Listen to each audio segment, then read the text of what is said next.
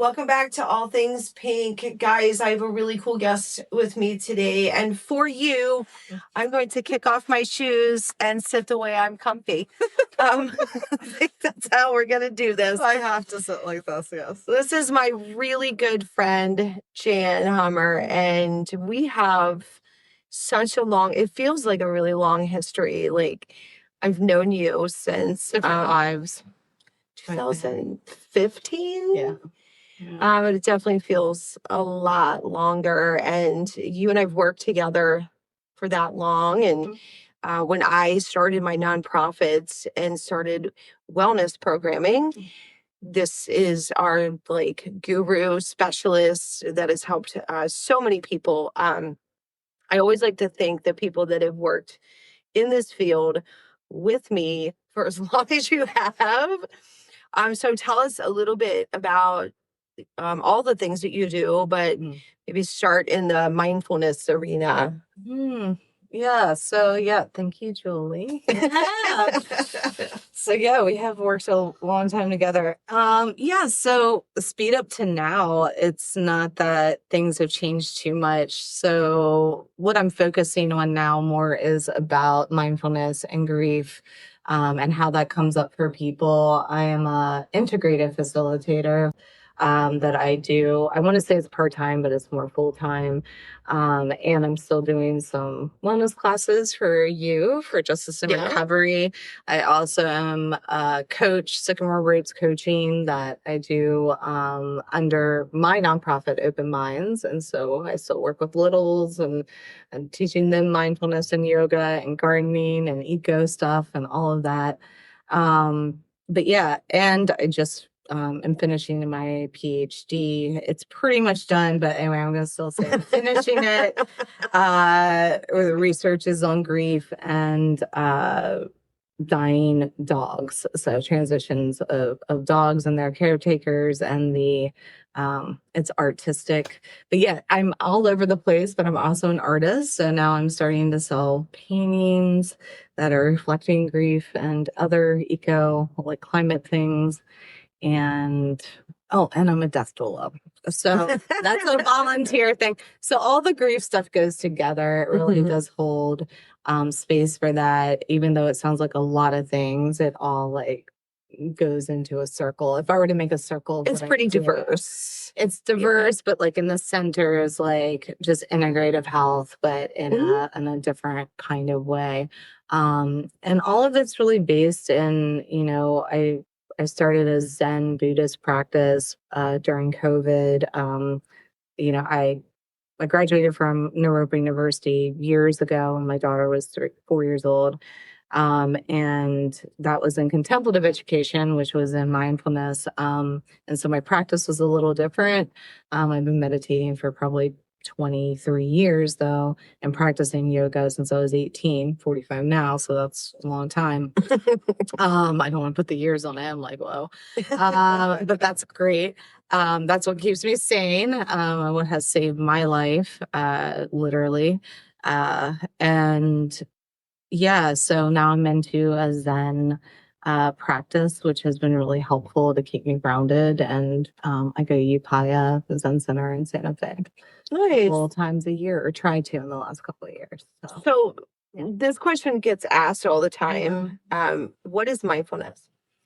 If you were able to, I know, try to sum that up, but what is a basic, so people understand? I would hope that people would understand, but I still get asked the question. So for everyone watching or listening, what does it mean? So for me, when I get that question, I'm going to use my first thought, best thought answer, which that is a quote from Suzuki's Zen Mind, Beginner's Mind, which is one of my favorite books. And first thought, best thought means really first thought, best thought, what's in the present moment? Mindfulness is being present. That's it. There's not really much more than that. It's trying to stay present.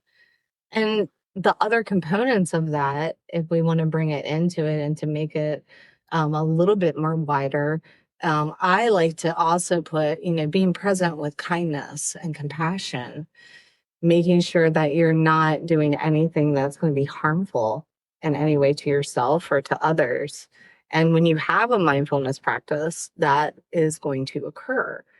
I tell this to my clients all the time. I see maybe on a Monday through Wednesday, I see about 50 to 60, maybe 80 people in my groups, which I adore and love. I have so much fun with my groups. Is that, we get to mindfulness, they hear mindfulness, and they're like, oh, meditation. And they're terrified. Yeah. They're terrified of this. And I'm like, yeah.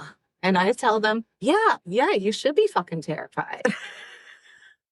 Because I'm not gonna candy coat it. Because when you start getting to be mindful and when you start to meditate or do any of these things, you're starting to get in touch with yourself. And that is really uncomfortable. This is not a walk in the park kind of thing. And it shouldn't be that way. Also, meditation, I think I have to say this because it's just a part of, like, I need it tattooed on my forehead and that would take up my whole face, but I won't do that. But with meditation, a lot of people, it's like, oh, they want to look like Rafiki underneath the babilla tree, like in The Lion King. And they think we have to sit here like this, and this is meditation, and closing our eyes. Meditation doesn't need to be like that, Thich Nhat Hanh, wrote about this many times. It could be washing your dishes, and that's being present. You're present with that, washing dishes. Maybe the warmth of the water or the coolness of the water, bring you back to that present moment and to be focused. So, or walking in the woods, like that nature connection is super important. It's a big one. Right. And now we're paying people to take us forest bathing. I mean, because we've lost touch. So our society has lost touch. We're in our phones, we're listening to podcasts. Not saying that's a bad thing, but there has to be a balance there. Absolutely. And we're learning from that. So nature connection has, made this huge thing. It's in counseling, which is awesome. It's forest bathing, all of these different things that you can do. But we've had access to this our whole entire life. It's not new. And so bringing it full circle is that we have this inner wisdom, this that's at the core of our being, to be mindful, to be present, but we're in jobs now and we have to make money and we have to do all of these things to keep going.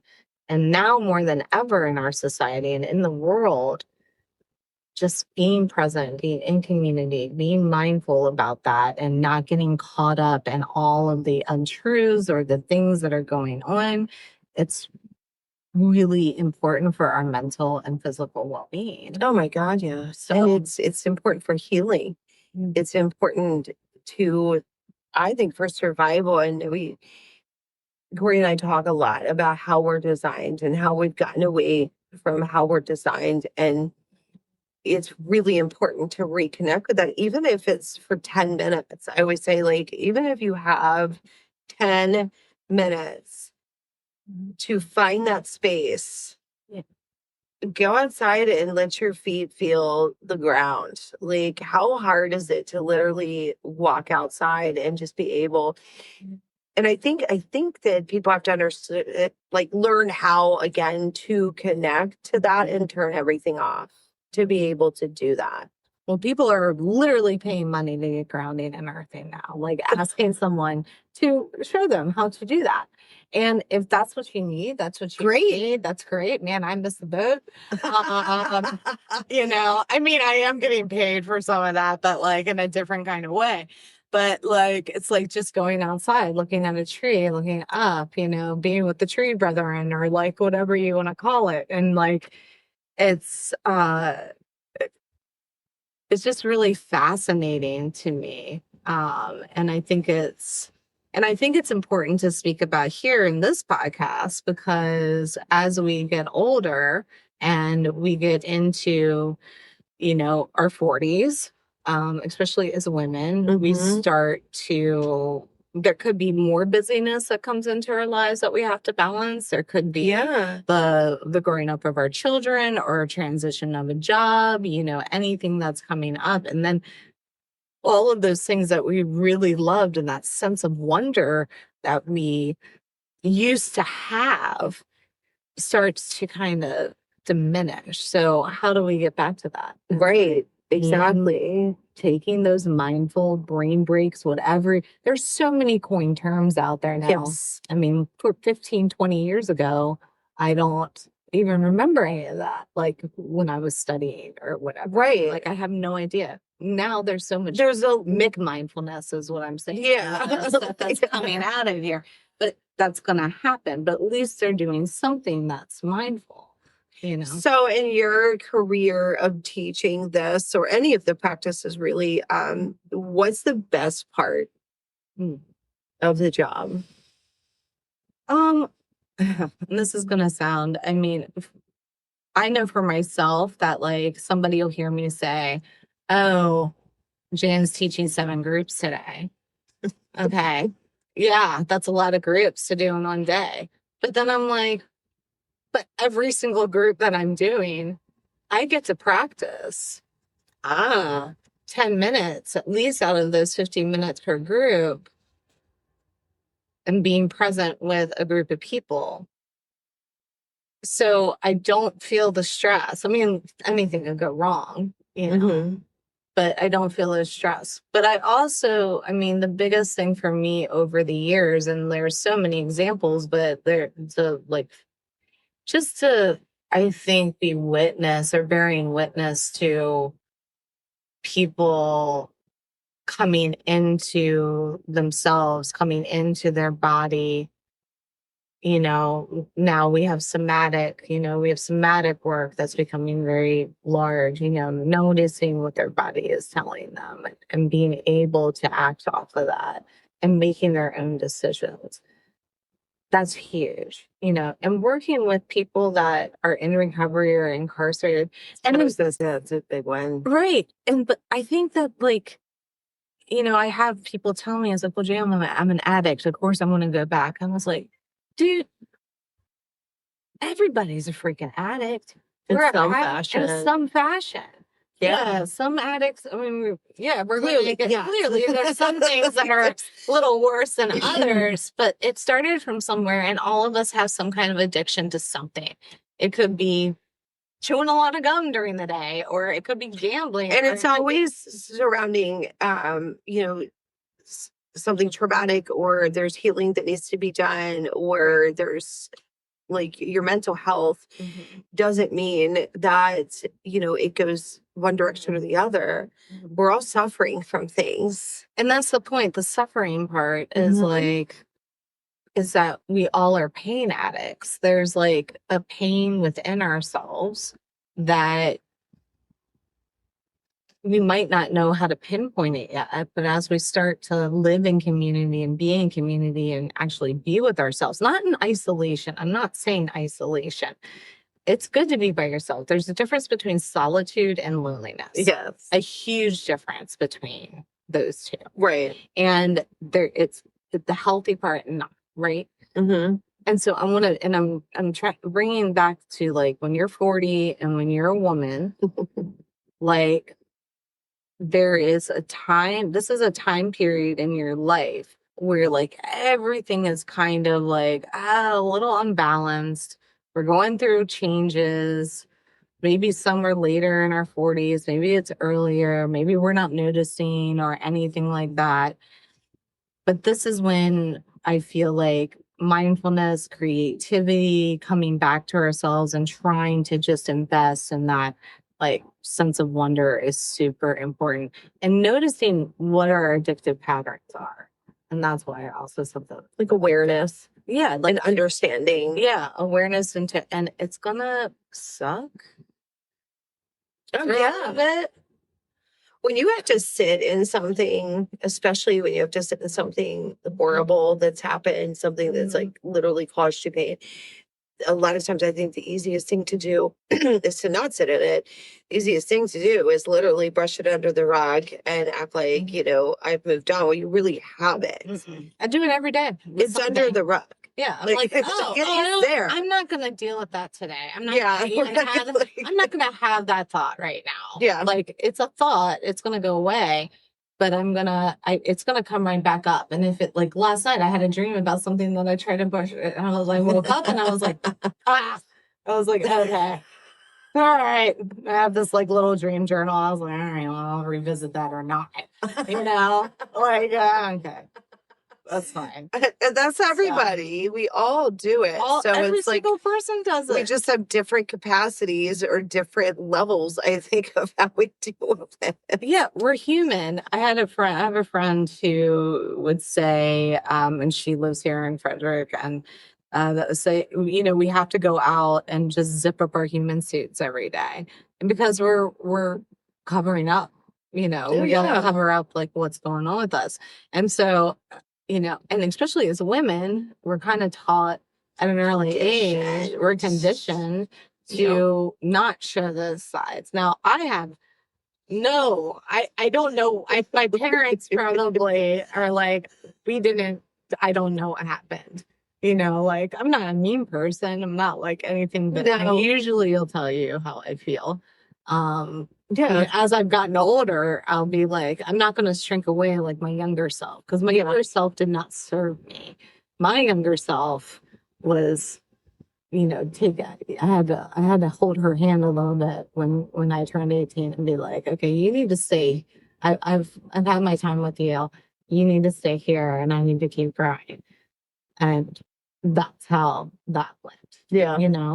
But that's, I don't know. I think that, but going back to mindfulness, and the definition is just being present, like trying to be present, and whatever that is for you, and not running away from it, and speak, what's your first thought, best thought? I used to go into recovery and I would say that as like a first class with people, and they'd be like, Jana, like, that's not good for us, like our first thought, best thought. And I said, well, that's okay. So what's your first thought? So you want to use right now? Okay. Yeah, you can't, because we're here. I was like, but that's okay. That's your thought. That's it. You're here. That's where it's like, and it's a big thing that changed for me. You've known me for a minute. Mm-hmm. I think I was over 40 though, or real close. I was. Mm-hmm. I don't know. 10 years? I don't even. Yeah.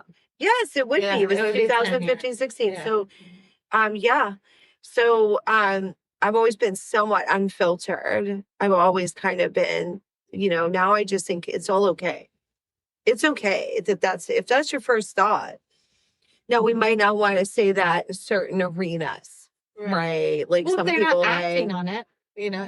Acting on it. But it's honest. It's honest, and the thought's going to go, boop.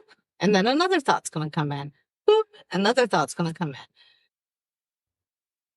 It might not go boop, boop like that quickly, but there's going to be other thoughts that are attached to that thought. And that's where the practice is.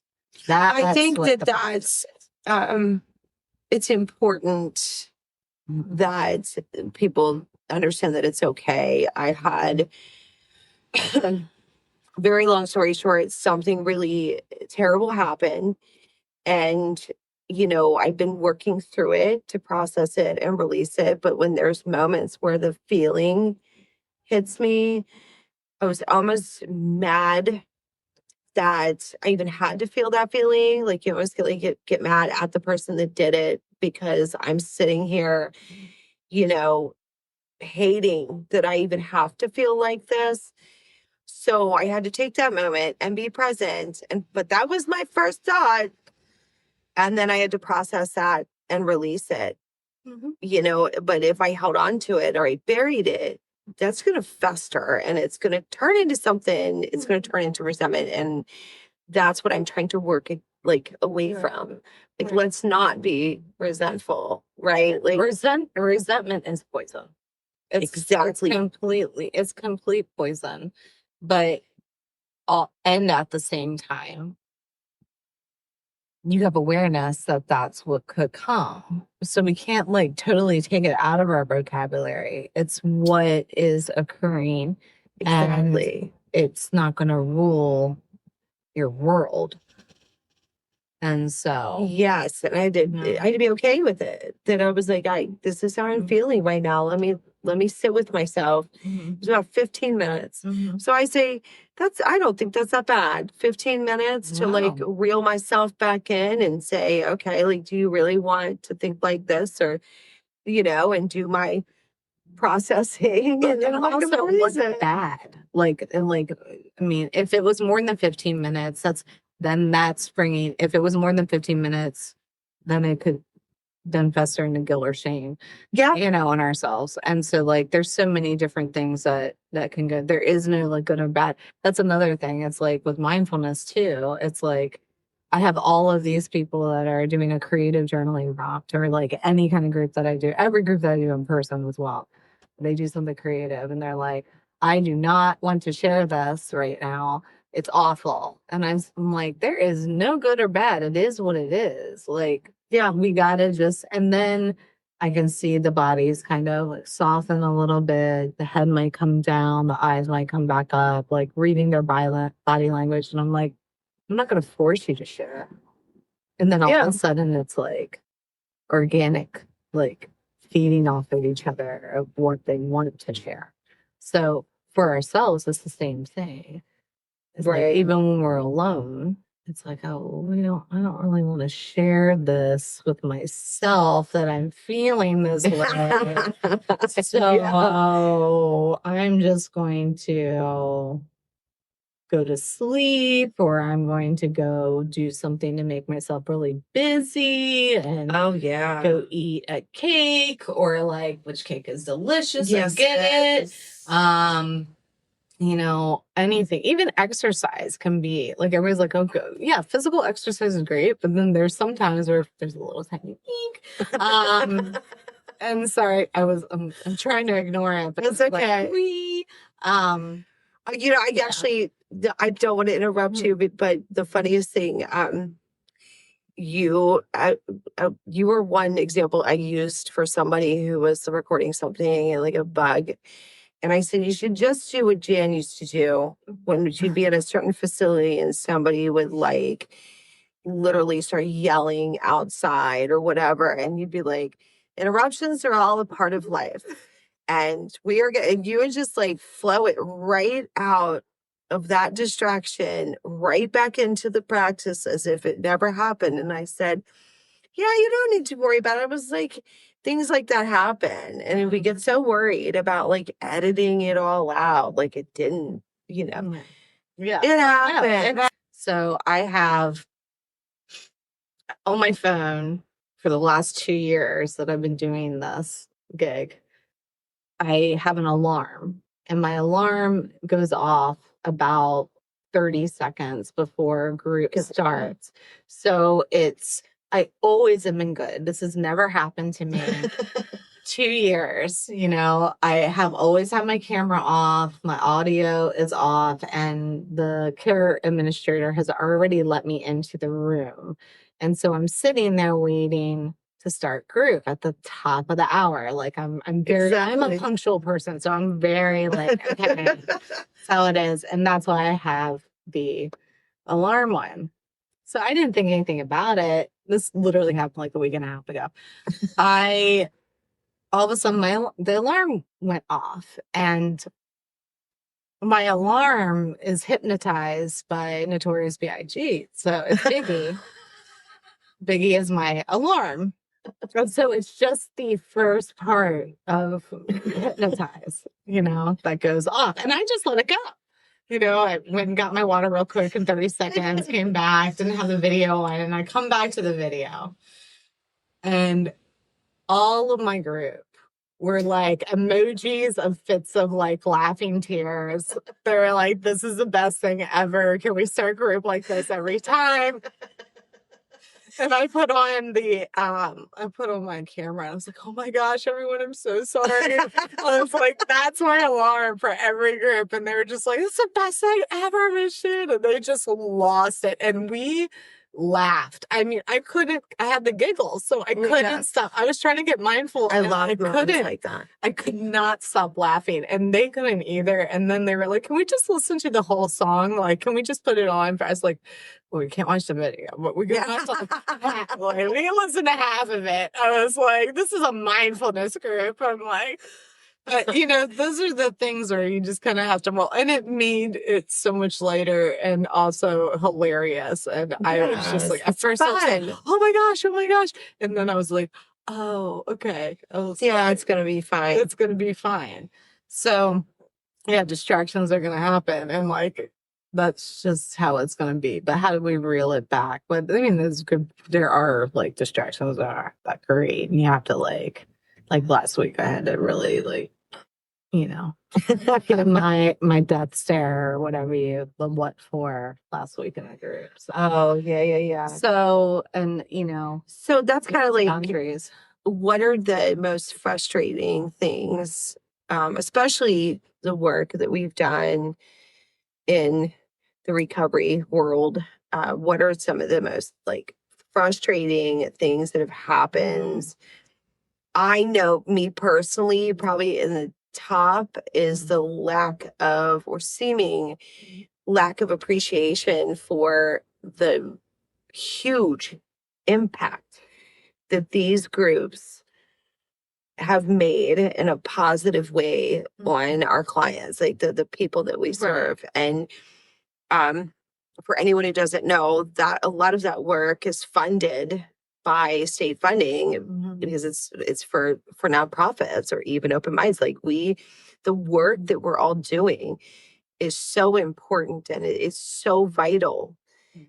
So we're living in a climate where funding is becoming threatened, literally, and those services are threatened. For me, that's one of the most frustrating parts. Because it is such a rewarding thing, but also because it's so vital to all of the people we serve, whether it's the kids at Head Start or it's the people that we serve in the transitional houses and in jails and treatment centers. That's always been one of my most like just deflating moments. Like whenever it becomes threatened, I'm like, do you understand, how important it is? That to me, that's one of the most frustrating things. Well, yeah, I mean, that's a huge part of it. We couldn't do that. We wouldn't be in there. A lot of people aren't going to work for free all the time.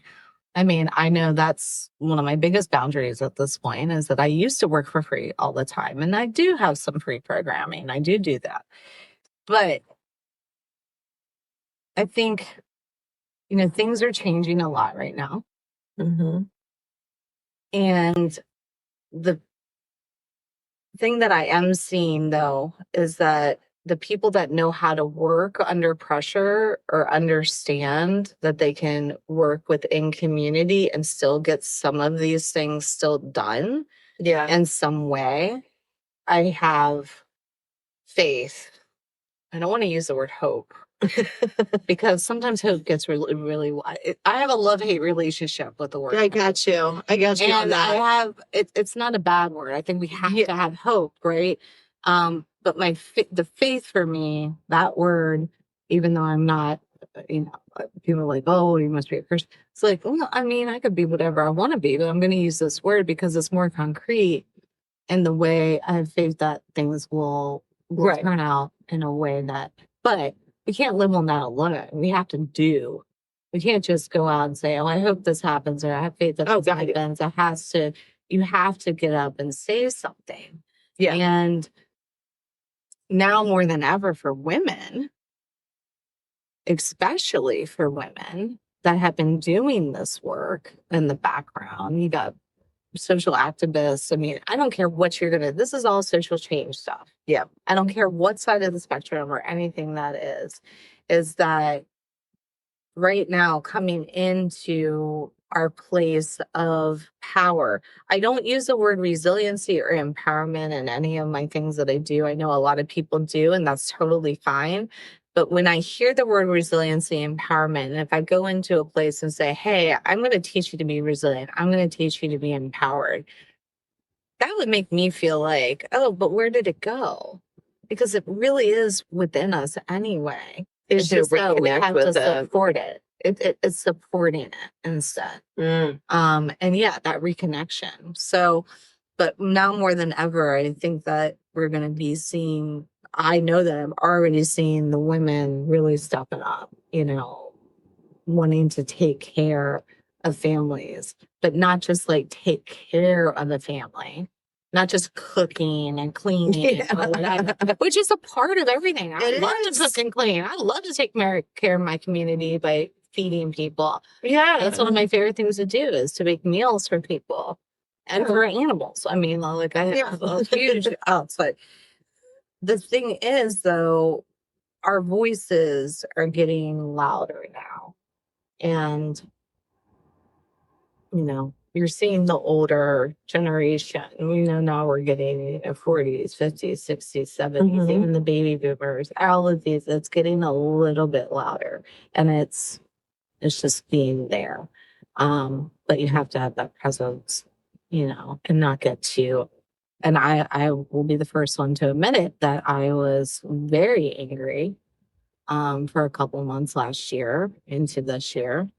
And but I saw myself getting sucked into that anger. Yeah. And being anger and not being peace. And that can't serve anything. Because I felt like my joy, I wasn't joyful. There wasn't like this where there wasn't a joy in myself. Like I was just feeling the dread, or I think we were talking about the dread of like watching things occur and things that I had already known, and it did happen and it is happening. But trying to find, but again, it goes back to the community. And for women, I have found now opening up to new people and finding a new community with my old community and creating that balance there, but also having my solitude, because the solitude is super important. Yeah. I am single, I've been single since my divorce. It's okay. Yeah, everybody wants me to, like, I there are times where I'm like, oh, okay, yeah, I would love to have a partner, but at the same time, I'm like, but not just to have one. Not to have one. Yeah. Like, it needs to be like some kind of, like, even partner sounds weird to me. It's kind of like, I want. So, yeah. Yeah. But the problem, and I think it's almost good to use the word partner, because, okay, let's just say you use the word boyfriend. Oh. Which is, let's just say you did. Yeah. Significant other. Whatever you want to use. Right. We are actually designed to have a partner. Mm-hmm.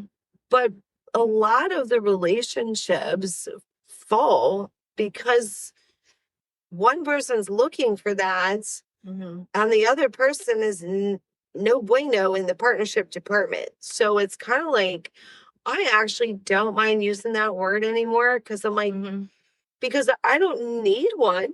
Right. Because clearly I can do this myself. But I think like our human nature is to want that partner. We're designed that way, right?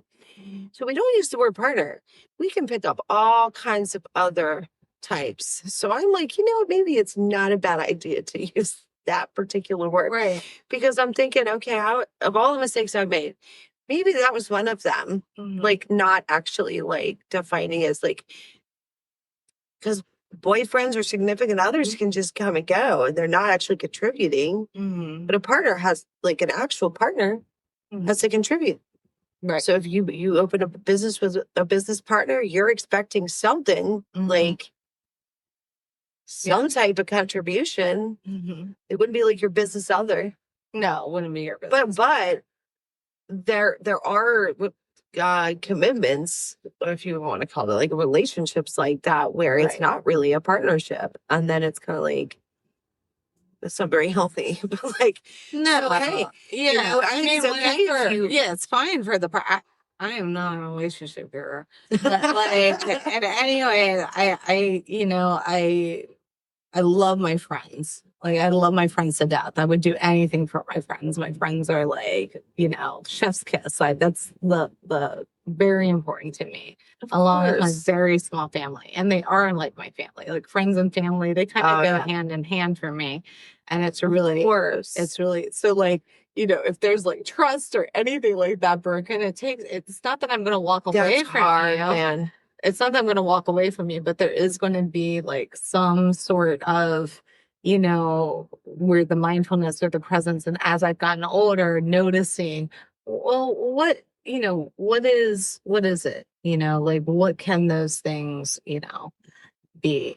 And yeah, I guess that comes up with boundaries as well. But, and then that comes into like those relationships affect to how we are like if any of the kind of work, if we're doing recovery work or any of that kind of stuff that, it shows up when you're completely and authentically you in front of a bunch of people and you're holding space. Oh, yeah. Group, you will notice like I know that I've grown so much from like day one until whatever. Yeah. In different communities. But I've also had to put on many different hats in those communities. I mean, one different hat was like when I went, just going to Kenya, which was like a totally different experience. It was cool, but there was a lot of uncomfortability. I mean, a lot of uncomfortability. First being a woman and being white and being in front of people, I did not want them to think, like colonialism, like, they've already gone through so much. And, and the funniest part about it is when I came there, they thought I was a man and from Germany, because my name is Jan. And so they thought I was. Oh, yeah. And when I showed up in the ministry and I was like, hi, I'm Jan, I'm here. They were like, what? And I was like, yeah, so I'm a 5'2" white American woman. So, and I had a translator, and Jeremiah was amazing. And Jeremiah never made me feel less than, like anything like that. But there was an expectation, and when I'm asked to sit and give a speech in front of 500 people in a Kenyan prison, and I'm this little white woman up there, and they're like, here, you can say that. So, and not knowing. So I think it's been really interesting. And I reflect back on those moments a lot as I've been going into this new age bracket or whatever this is time. It is. It's definitely a transition time. What do you think are... And I pretty much ask everybody this. I think it's different for everyone, but there's some threads that are very similar. What do you think are like the top, just couple of things that change about you? You're in like the mid 40s, 45. So, and I think that they continue to change. Like when you hit 50, 55, 60, like, so what do you think just for you is something big that's either changed or starting to change? I don't even know if I want to say this out loud, but if you don't want to share. No, I'm going to share because this is first thought, best thought. And honestly, I'm noticing that I just don't give an F about certain things anymore. Like, but in a good way.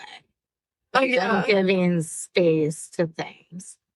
And I'm also leaning into more possibility, which I never thought would occur because I thought, younger, I'm like in my 20s and 30s. I was like, oh, the world is open to me. And all these things happened or whatever. And now I'm just like, oh, this is just the start of shit. Yes. This is just the start of shit. And like, if I make a wrong turn, I know things are going to work out the way that they're supposed to do. And it's not a wrong turn. It's just whatever it is. And so I have a totally whole agree. plan now in front of me. It's like, okay.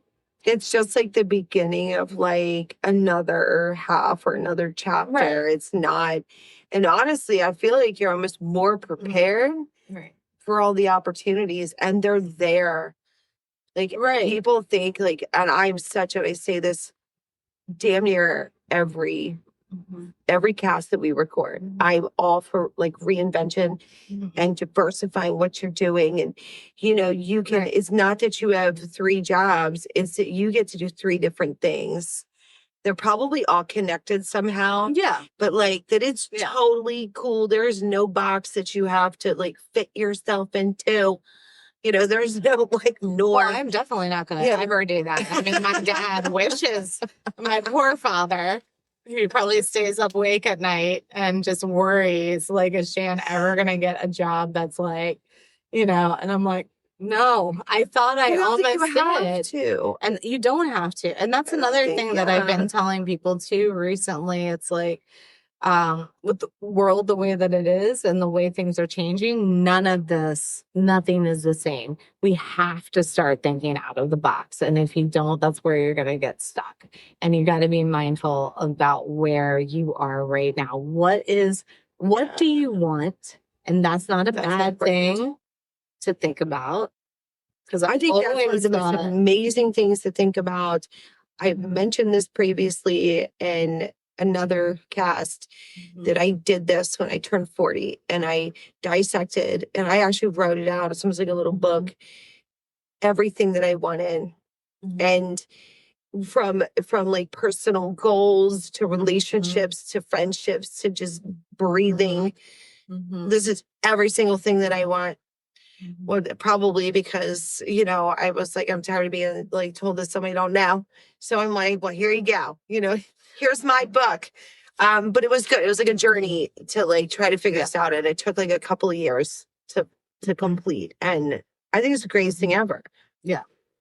I think I was 34. I'll never forget it. I was 34 and I just started Open Minds, or I just was starting Open Minds, and I was in Baltimore, and I was my partners at the time were the Holistic Life Foundation, and these 3 men that run this organization, and they were giving me advice, and they were just about to fly to Germany. Like they met with me, it was really sweet of them. I didn't know them at all. They just showed up, and one of them, my friend Ottman Smith, he looked at me and he goes, I'm going to give you one piece of advice, Jan. And I was like, what? And he was like, if somebody tells you no, it's not the end of the world. You just keep on asking. Yeah. And I was like, agreed. I was like, okay. I was like, and that has stuck with me forever. Like I can tell myself no, but I'm just going to keep on going. Yeah. And I think that's, right now, we're being told a lot of no's, but a lot of the no's are actually a lot of yeses to give ourselves permission to be more creative and in community. Yeah, pulling ourselves together. Things are being unveiled, and so to speak. So, but just witnessing that within yourself, and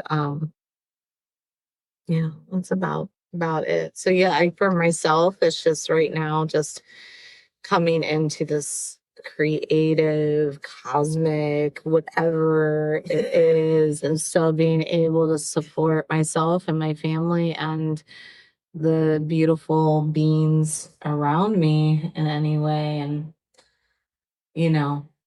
that's about it. Well, I think you're amazing. And you did.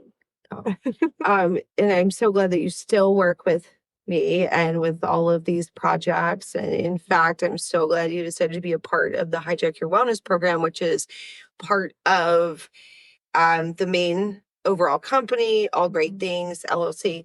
And that's just so much wellness, but accessible online, which hopefully will be like released very soon. But that is really super cool. I'm glad that you're still doing recovery classes because they love you.